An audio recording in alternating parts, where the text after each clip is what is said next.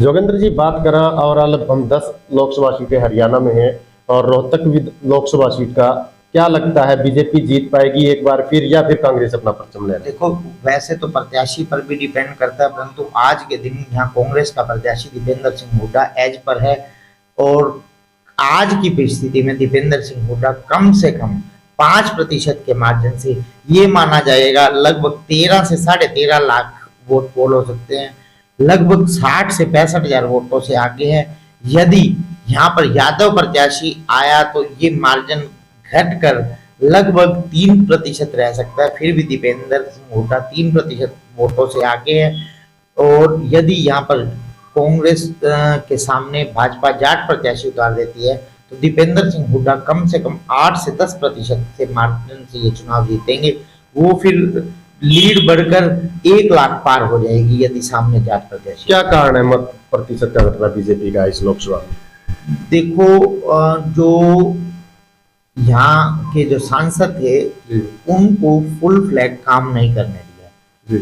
यहाँ जो पूर्व सहकारिता मंत्री मनीष ग्रोवर उनकी लेग पुलिंग करते रहे, उन्हें फुल फ्लैग काम नहीं करने दिया, उनके समर्थकों को वो खुश नहीं कर पाए, यही कारण है उनका वोट बैंक घटने का। जी। और बात की जाए अभी सोनीपत लोकसभा सीट की, सोनीपत लोकसभा सीट पर क्या लगता है आपको, बीजेपी एक बार फिर, वर्तमान में जो सांसद है उनको तो शायद टिकट नहीं मिलेगी अब की बार, तो क्या लगता है बीजेपी दोबारा परचम लहरा पाएगी नई प्रत्याशी के साथ? बीजेपी की तरफ से मोहनलाल बड़ोली, योगेश्वर दत्त या अरविंद शर्मा, तीनों में से कोई भी प्रत्याशी हो या उसके बाद जाट प्रत्याशी के तौर पर किसे उतारती है, यदि यहाँ पर बीजेपी के द्वारा जाट प्रत्याशी उतारा जाता है तो मुझे लगता है कि कमजोर साबित होगा। यदि ब्राह्मण ही प्रत्याशी हुआ तो ज्यादा मजबूत प्रत्याशी होगा। सामने कांग्रेस का प्रत्याशी कौन होता है? कांग्रेस या तो ओबीसी प्रत्याशी या फिर ब्राह्मण प्रत्याशी, ब्राह्मण वर्सेस ब्राह्मण भी हो सकता है सोनीपत में। यहाँ पर ब्रह्मस्वरूप ब्रह्मचारी या सतपाल ब्रह्मचारी, इस तरह का कोई भी प्रत्याशी कांग्रेस के द्वारा, या फिर मुझे सुनने में आ रहा है कि कांग्रेस एक अलायंस भी करने जा रही है राजकुमार सैनी की एलएसपी पार्टी से, और उन्हें भी सोनीपत से प्रत्याशी बनाया जा सकता है। यदि राजकुमार सैनी प्रत्याशी हुए कांग्रेस के इंडिया अलायंस से तो मुझे लगता है वो भी बाजी मार सकते हैं, मुकाबला होगा, अच्छा मुकाबला होगा, क्योंकि उनकी हर विधानसभा में लगभग 5 से 7 हजार पर्सनल वोट हैं और गोहाना विधानसभा में तो उनकी अप्रोक्स 25 से 30 हजार पर्सनल वोट हैं। तो इसका मतलब उनकी लगभग 70-75 हजार सोनीपत लोकसभा में अपनी व्यक्तिगत वोट है। यदि जाट वोट बैंक और बाकी वोट बैंक उनके साथ जाता है तो वो भी यहाँ अच्छा मुकाबला दे सकते। जी। बात की जाए सोनीपत के साथ लगती कुरुक्षेत्र सीट की, तो कुरुक्षेत्र सीट पर क्या लगता है? कुरुक्षेत्र सीट पर अभी तक इंडिया गठबंधन की ओर से आम आदमी पार्टी के प्रदेश अध्यक्ष सुशील गुप्ता जी मैदान में आ चुके हैं। सुशील गुप्ता जी अच्छे मजबूती से चुनाव लड़ने की तैयारी कर रहे हैं, ग्राउंड में अपनी फील्डिंग सजा चुके हैं, जगह जगह घूम रहे हैं। अभी सामने प्रत्याशी कौन होता है? नवीन जिंदल मुझे लग रहा है इसलिए नहीं आ रहे। नवीन जिंदल का लगभग फाइनल टिकट हो चुका है वहां से, सोनी करनाल से, ये देखो कुरुक्षेत्र से। बीजेपी अंतिम समय पर भी अपना फैसला पलट देती है। मुझे नहीं लग रहा ये नवीन जिंदल बनिए के सामने बनिया प्रत्याशी नहीं आना चाह रहा। नवीन जिंदल जी इसलिए मैदान में आने से बच रहे हैं क्योंकि वहाँ बनिया जाति के वोट भी कम है और सामने पहले ही बनिया प्रत्याशी आ चुका है। बनिया समाज में रोष ना हो कि आपने बनिया के खिलाफ चुनाव लड़के गलत किया तो है। बनिए के मत प्रतिशत की बात की जाए तो कुरुक्षेत्र में कितने % पड़ता है? क्षेत्र में 3% लगभग 60,000 के लगभग वोट है। तो आप मान सकते हैं कि मुकाबला दे पाएंगे? आम आदमी पार्टी के वोट बैंक की बात की जाए तो वोट बैंक हरियाणा में आम आदमी का ना के बराबर पार्टी का वोट बैंक तो कम है। यदि कांग्रेस दिल से सुशील गुप्ता को जितवाना चाहेगी, जैसे मैं देख रहा हूँ कि रणदीप सिंह सुरजेवाला भी और भूपेंद्र हुड्डा से भी मिले हैं, प्रचार करने में लगे हैं। शायद देखो अभी भविष्य के अगर मैं पर मुझे वहाँ बीजेपी का प्रत्याशी हैवी दिखाई देता है। यदि बीजेपी से नवीन जिंदल मैदान में आते हैं या मनजिंदर सिंह सिरसा आते हैं तो मुझे लगता है वो थोड़ा सा एज पर रहेंगे, बाकी मुकाबला कड़ा हो सकता है कुरुक्षेत्र। बात की जाए कुरुक्षेत्र के साथ लगने वाली करनाल लोकसभा सीट की, करनाल सीट पर पूर्व मुख्यमंत्री मनोहर लाल खट्टर को उतारा गया है। उन्हें पहले मुख्यमंत्री पद से इस्तीफा दिलवाया गया, फिर विधानसभा से इस्तीफा दिलवाया गया। तो यहाँ मनोहर लाल खट्टर के सामने कोई भी प्रत्याशी आए, मनोहर लाल खट्टर कम से कम 4 लाख वोटों से जीतना आरंभ करेंगे और उनकी जीत बढ़ती हुई जाएगी। मुझे लगता है कि हरियाणा में सबसे बड़ी जीत इस बार मनोहर लाल खट्टर की ना। तो इसका कुछ प्रभाव भी पड़ेगा अन्य लोकसभा क्षेत्रों पर, जैसे मनोहर लाल खट्टर खुद लोकसभा चुनाव मैदान में उतरे?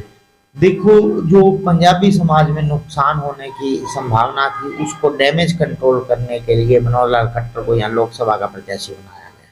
तो अम्बाला लोकसभा की बात करें तो रतनलाल कटारिया वहाँ थे, उनकी रतनलाल कटारिया जी की धर्मपत्नी बंतो कटारिया जी हैं, वो एज पर हैं। यदि सामने कांग्रेस किसी बड़े चेहरे जैसे उदित राज या वहाँ के स्थानीय प्रत्याशी वरुण मुलाना या रेणु बाला जो सडोरा से विधायक हैं उन्हें मैदान में उतारते तो मुकाबला बन सकता है, पर एज पर आज भी भाजपा है और मुझे लग रहा है कि 1 लाख वोटों से बंतो कटारिया चुनाव जीत रही है। जी, बात की जाए अब सिरसा लोकसभा सीट की, तो सिरसा लोकसभा सीट पर यदि सामने प्रत्याशी कुमारी शैलजा हुई तो अशोक तंवर को मुखी खानी पड़ सकती है। यदि शैलजा ओवर कॉन्फिडेंस में आकर अपने किसी शागिर्द को चुनाव मैदान में उतारती है, जैसे चरणजीत सिंह रोडी का भी नाम आ रहा है, तो मुझे नहीं लगता फिर वहाँ अशोक तंवर बाजी मारने में कामयाब हो जाएंगे, क्योंकि वहाँ बीजेपी का भी अपना वोट बैंक है। वहाँ अशोक तंवर जी का भी 30 से 50 हजार का अपना वोट बैंक है। यदि कुमारी शैलजा चुनाव मैदान में आती है तो विपक्ष का सारा वोट एक तरफा शैलजा की तरफ जा सकता है, जिससे कुमारी शैलजा सिरसा का चुनाव जीत सकती है। यदि कुमारी शैलजा खुद मैदान में नहीं आती तो अशोक तंवर आसानी से चुनाव जीत। बात की जाए भिवानी महेंद्रगढ़ लोकसभा सीट की, जहाँ से धर्मवीर सिंह पर एक बार फिर दाव खेला बीजेपी पार्टी ने। धर्मवीर सिंह यदि सामने श्रुति चौधरी प्रत्याशी होती हैं तो बहुत आसानी से चुनाव मैदान की बाजी मार ले जाएंगे, जब वो 1.5 से लगभग 2.5 लाख के बीच में चुनाव जीत जाएंगे। यदि सामने राव दान सिंह प्रत्याशी होते हैं तो मुकाबला खड़ा होगा।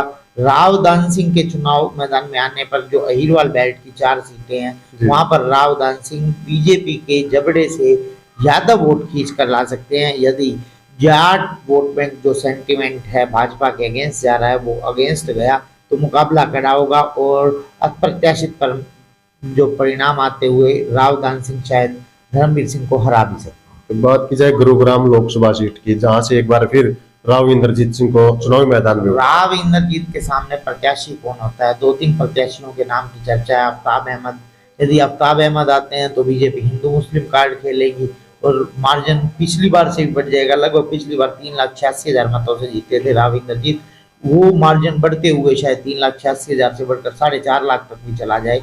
यदि सामने प्रत्याशी जितेंद्र भारद्वाज या कैप्टन अजय यादव या राव दान सिंह को गुरुग्राम सीट से भी उतारा जा सकता है, इस तरह का कोई प्रत्याशी होता है तो मुकाबला कड़ा हो सकता है।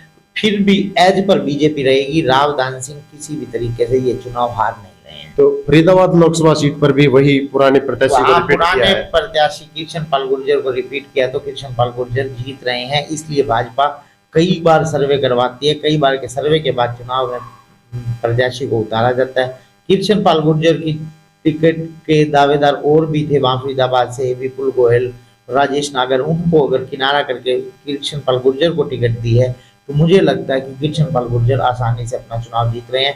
यदि सामने गुर्जर प्रत्याशी महेंद्र प्रताप मैदान में आते हैं तो मुकाबला थोड़ा कड़ा हो सकता है, मार्जिन कम हो सकता है, फिर भी एज पर भाजपा ही रहेगी और कृष्ण पाल गुर्जर ये चुनाव कम से कम 1 लाख वोटों से जीतना आरंभ करेंगे यदि गुर्जर प्रत्याशी होता है। यदि और किसी जाति का प्रत्याशी होता है तो ये जीत 2 से 2.5 लाख से भी ऊपर जा सकती है। तो बात की जाए, आपने कहा कि लगभग यहाँ पर हरियाणा मैंडेट पर बीजेपी पार्टी रहेगी, इसका कारण क्या है? देखो, जो सेंटर में लोग नरेंद्र मोदी को ये मान चुके हैं कि वो प्रधानमंत्री बन रहे हैं, तीसरी बार सत्ता में ऐसे 2014 में भी सत्ता हासिल की, 2019 में भी की, 2024 में भी जो आम सेंटीमेंट लग रहा है उसमें नरेंद्र मोदी प्रधानमंत्री बनते हुए दिखाई दे रहे हैं। तो यही कारण है कि यहाँ पर हरियाणा में भाजपा लगभग सीटों पर बढ़त बनाए हुए। तो बात की जाए तो यहाँ पर्सनल वोट बैंक का ही है जो भी है, क्योंकि राजनीति में देखा जाए भूपेंद्र हुड्डा का जो प्रभाव है रोहतक के अंदर, उसी प्रभाव के तहत सिर्फ दीपेंद्र हुड्डा ही मुकाबले में दिखाई दे रहे हैं। वो क्या कारण है? देखो, दीपेंद्र हुड्डा और कुमारी शैलजा 2 प्रत्याशी बिल्कुल एज पर हैं। यदि कुमारी शैलजा और दीपेंद्र हुड्डा ये दोनों प्रत्याशी होते हैं तो सिरसा और रोहतक सीट ये कांग्रेस जीत सकती है। और 6 सीटों पर यहाँ पर मैं आपको बात बता रहा हूँ, जो भाजपा लगभग आगे प्रतीत होती है।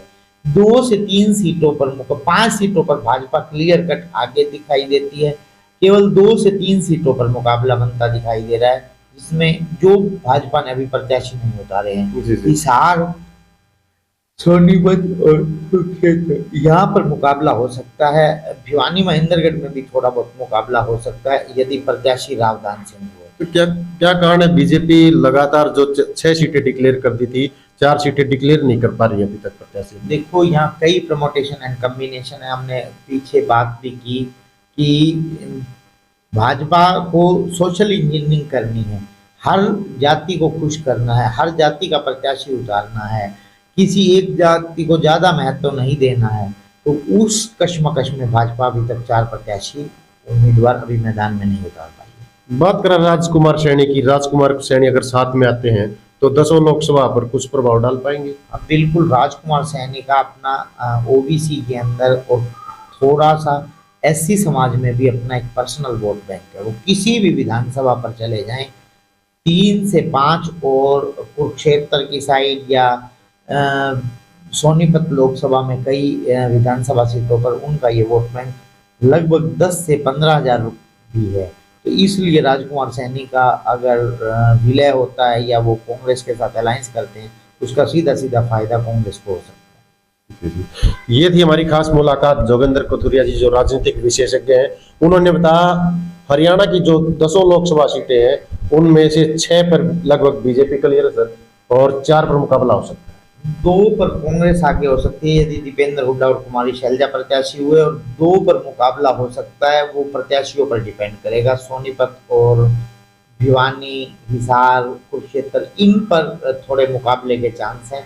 4 सीटें तो बीजेपी बिल्कुल क्लियर जीत रही है, अंबाला, करनाल और गुरुग्राम और फरीदाबाद, ये बीजेपी बिल्कुल क्लियर, ये जीत रही बीजेपी। सर, एक और जो राजनीतिक घटनाक्रम हुआ है हरियाणा में, जेजेपी के साथ गठबंधन टूटा है अभी, उसका क्या प्रभाव पड़ेगा इन चुनाव? जेजेपी के साथ भाजपा का गठबंधन तोड़ना एक भाजपा की सोची समझी रणनीति है।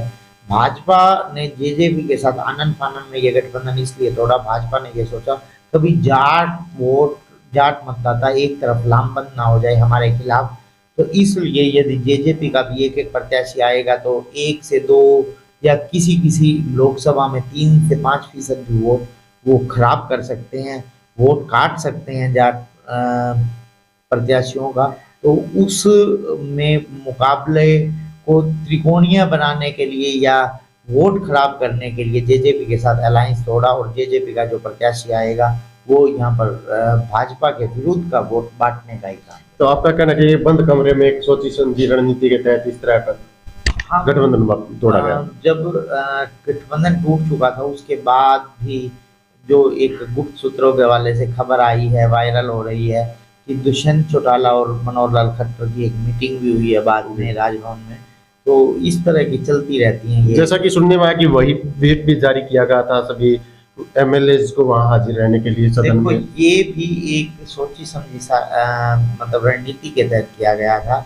भाजपा के पास अपने 41 प्रत्याशी थे, जो 41 एमएलए थे, और उसके बाद 41 मतलब एमएलए होने के बाद 10 एमएलए यहाँ जेजेपी के थे, उनको व्हिप जारी कर दिया। अगर वो 10 सदन में नहीं आएंगे तो रह गए 80। तो भाजपा को किसी निर्दलीय की जरूरत ही नहीं पड़ेगी।